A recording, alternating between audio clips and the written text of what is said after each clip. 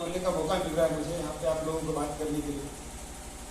देखिए, मेरे जीवन में ट्रेनिंग का बहुत महत्व रहा है और मैं बहुत ज्यादा ट्रेनिंग को लाइक करता हूँ, बहुत ज्यादा लाइक करता हूँ। उसका एक कारण है कि मेरी ज्वाइनिंग के 3 महीने बाद आज आप लोगों ने 200 रुपये की मीटिंग अटेंड करके यहाँ पे अटेंड आ रहे हैं।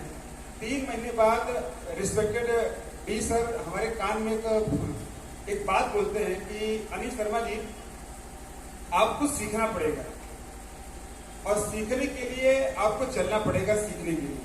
तो हमने बोला सर कहाँ चलना होगा? हमें लगा कि हम बनारस के रहने वाले, तो हमारे दिमाग में चला था कि गडोलिया जाएंगे, लंका जाएंगे, कचहरी ले जाएंगे, ये सब ले जाएंगे। वो कहाँ ले जाएंगे? बनारस वाले यही समझते हैं। तो उन्होंने बोला कि आपको दिल्ली चलना पड़ेगा।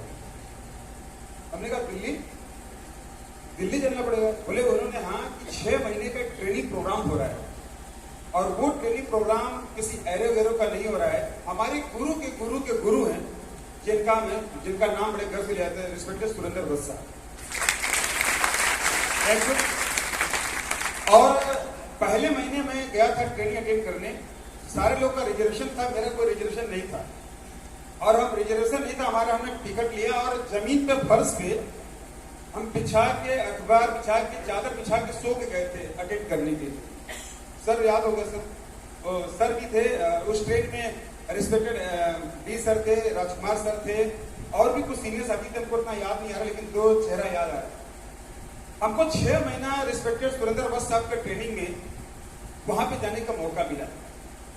हमको पहली बार ये समझ में आया कि जुड़ना एक अलग बात होती है और जुड़ के सफल होना एक अलग बात है। Thank you sir. 5 मिनट ताली बात बजा दिएगा, मैसेज है तो सुनना। सर बोले कला है। वो ट्रेनिंग से इतना फायदा मिला कि 11वें महीने मेरा 4.5% ब्राइटली अचीवर बना। उसके बाद फिर थोड़ी दिन के बाद ये पता चला कि एक ट्रेनिंग और ऑर्गेनाइज हो रही है और वो ट्रेनिंग वाराणसी में हो रही है और वो ट्रेनिंग किसी ऐसे व्यक्ति का नहीं हुआ। सर ने ही बोला कि अब वो ट्रेनिंग आपको करवाना पड़ेगा। पहले आपने लिया था, आपको करना पड़ेगा और वो ट्रेनिंग किसी और का नहीं है।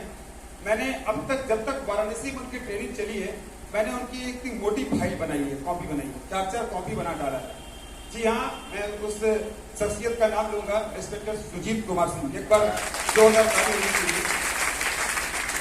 और मैंने लिया और ट्रेनिंग लेने के बाद और ये धीरे धीरे करते गए 500 रुपये आया। न सीखने से 500 रुपये आया। थोड़ा सा सीखने में दिमाग लगाए 2000 आया।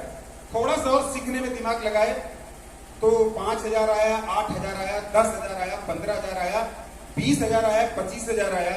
और आज इस महीने का अगर बातचीत करें, अभी जो हमारी समझ है, जो नॉलेज है, और respected Sujeet sir, D sir दिल खोल के बात बोलते हैं कि आप अभी जितनी समझ है उतना ही कमा रहे हैं।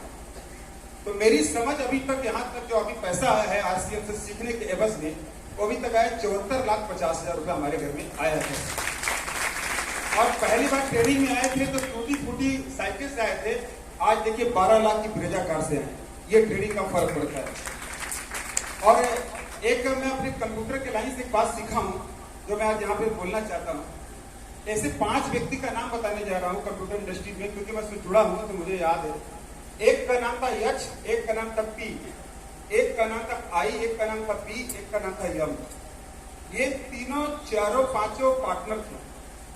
ये 5 पार्टनर 5 साल भगीरथ प्रयास करने के बाद ये सब कंप्यूटर बनाए।